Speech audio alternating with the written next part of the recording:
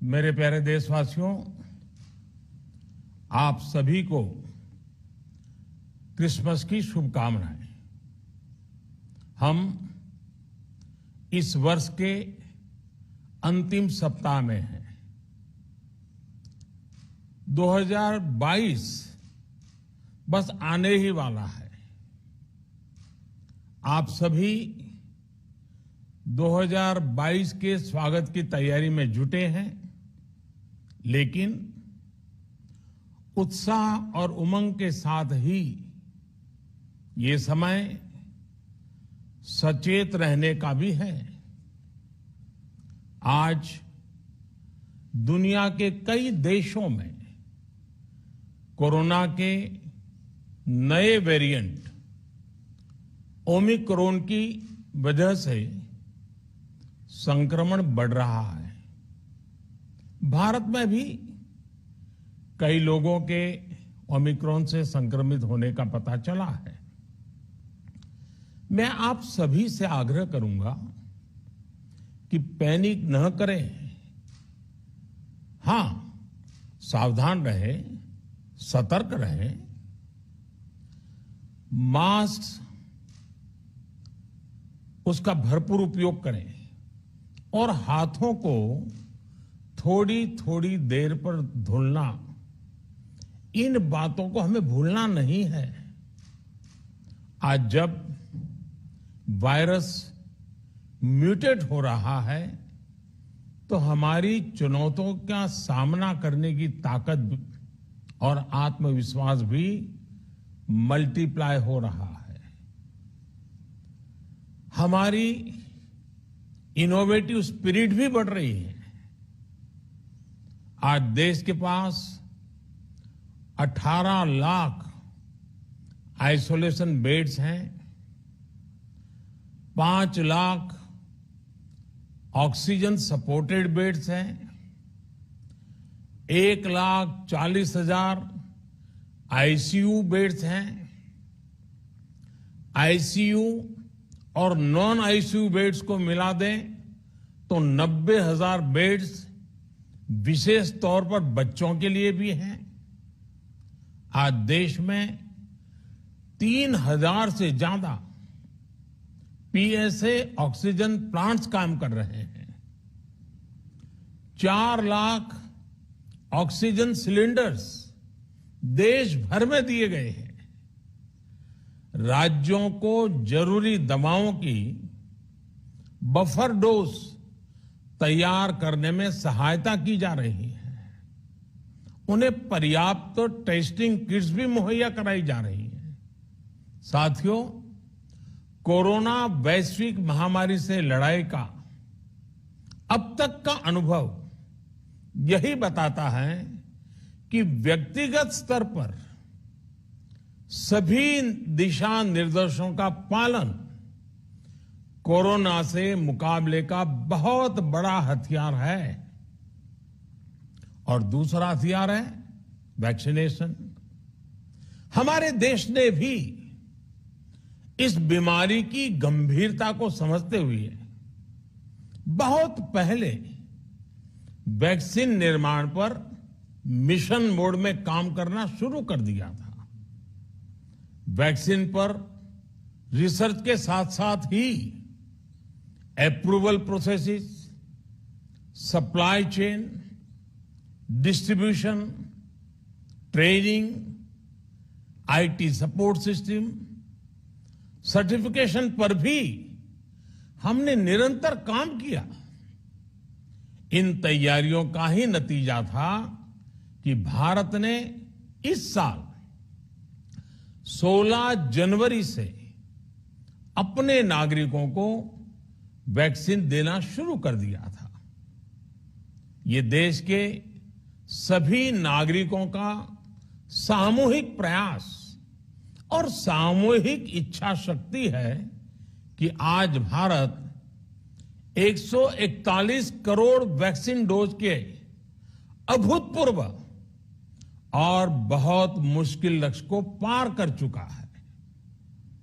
आज भारत की वयस्क जनसंख्या में से 61% से ज्यादा जनसंख्या को वैक्सीन की दोनों डोज लग चुकी हैं। इसी तरह वयस्क जनसंख्या में से लगभग 90% लोगों को वैक्सीन की एक डोज लगाई जा चुकी है। आज हर भारतवासी इस बात पर गर्व करेगा कि हमने दुनिया का सबसे बड़ा, सबसे विस्तारित और कठिन भौगोलिक स्थितियों के बीच इतना सुरक्षित वैक्सीनेशन अभियान चलाया। कई राज्य और विशेष तौर से टूरिज्म की दृष्टि से महत्वपूर्ण राज्य जैसे गोवा, उत्तराखंड, हिमाचल जैसे राज्यों ने 100% सिंगल डोज वैक्सीनेशन का लक्ष्य हासिल कर लिया है। आज देश के दूर सुदूर गांवों में जब 100% वैक्सीनेशन की खबरें आती हैं तो मन को संतोष होता है। यह प्रमाण है हमारे हेल्थ सिस्टम की मजबूती का, हमारी टीम डिलीवरी का, हमारे हेल्थ केयर वर्कर्स के डेडिकेशन और कमिटमेंट का, और देश के सामान्य मानवी के अनुशासन और विज्ञान में उनके विश्वास का। हमारे देश में जल्दी ही नेजल वैक्सीन और दुनिया की पहली डीएनए वैक्सीन भी शुरू होगी। साथियों, कोरोना के खिलाफ भारत की लड़ाई शुरू से ही वैज्ञानिक सिद्धांतों, वैज्ञानिक परामर्श और वैज्ञानिक पद्धति पर आधारित रही है। पिछले 11 महीने से देश में वैक्सीनेशन अभियान चल रहा है। देशवासी इसके लाभ भी महसूस कर रहे हैं। उनकी रोजमर्रा की जिंदगी सामान्य हो रही है। आर्थिक गतिविधियां भी दुनिया के कई देशों की तुलना में उत्साहजनक रही हैं। लेकिन साथियों, हम सभी जानते हैं कि कोरोना अभी गया नहीं है। ऐसे में सतर्कता बहुत जरूरी है। देश को सुरक्षित रखने के लिए, देशवासियों को सुरक्षित रखने के लिए हमने निरंतर काम किया है। जब वैक्सीनेशन शुरू हुआ तो उसमें भी वैज्ञानिक सुझावों के आधार पर ही ये तय किया गया कि पहली डोज किसे देना शुरू किया जाए, पहली और दूसरी डोज में कितना अंतराल हो, स्वस्थ लोगों को कब वैक्सीन लगे, जिन्हें कोरोना हो चुका है उन्हें कब वैक्सीन लगे, और जो कोमॉर्बिडिटी से ग्रस्त हैं उन्हें कब वैक्सीन लगे। ऐसे निर्णय लगातार किए गए और ये परिस्थितियों को संभालने में काफी मददगार भी साबित हुए हैं। भारत ने अपनी स्थिति परिस्थिति के अनुसार भारत के वैज्ञानिकों के सुझाव पर ही अपने निर्णय लिए हैं। वर्तमान में ओमिक्रॉन की चर्चा जोरों पर चल रही है। विश्व में इसके अनुभव भी अलग अलग है, अनुमान भी अलग अलग है। भारत के वैज्ञानिक भी इस पर पूरी बारीकी से नजर रखे हुए हैं, इस पर काम कर रहे हैं। हमारे वैक्सीनेशन को आज जब 11 महीने पूरे हो चुके हैं तो सारी चीजों का वैज्ञानिकों ने जो अध्ययन किया है और विश्व भर के अनुभवों को देखते हुए आज कुछ निर्णय लिए गए हैं। आज अटल जी का जन्मदिन भी है, क्रिसमस का त्योहार भी है, तो मुझे लगा कि इस निर्णय को आप सबके साथ साझा करना चाहिए। साथियों, 15 साल से 18 साल की आयु के बीच के जो बच्चे हैं, अब उनके लिए देश में वैक्सीनेशन प्रारंभ होगा। 2022 में 3 जनवरी को सोमवार के दिन से इसकी शुरुआत की जाएगी। ये फैसला कोरोना के खिलाफ देश की लड़ाई को तो मजबूत करेगा ही, स्कूल कॉलेजों में जा रहे हमारे बच्चों की और उनके माता पिता की चिंता भी कम करेगा।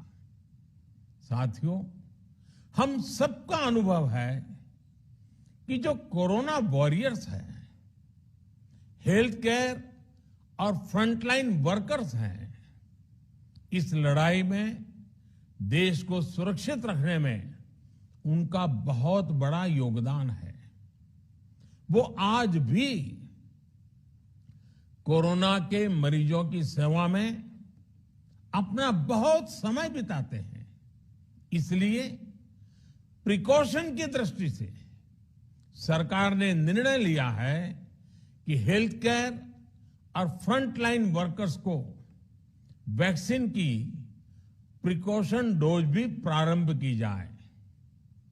इसकी शुरुआत 2022 में 10 जनवरी सोमवार के दिन से की जाएगी।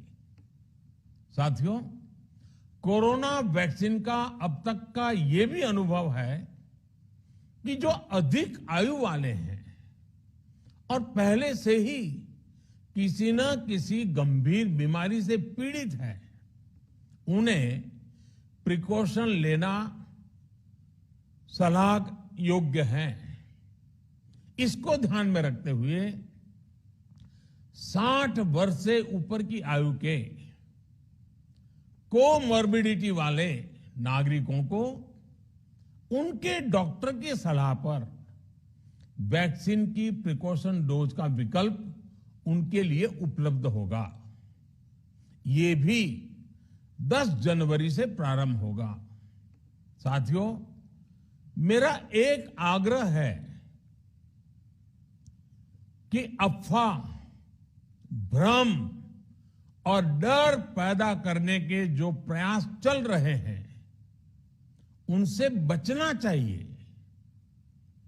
हम सभी देशवासियों ने मिलकर अब तक दुनिया का सबसे बड़ा वैक्सीनेशन अभियान चलाया है। आने वाले समय में हमें इसको और गति देनी है और विस्तार देना है। हम सभी के प्रयास ही कोरोना के खिलाफ इस लड़ाई में देश को मजबूत करेंगे। आप सबका बहुत बहुत धन्यवाद।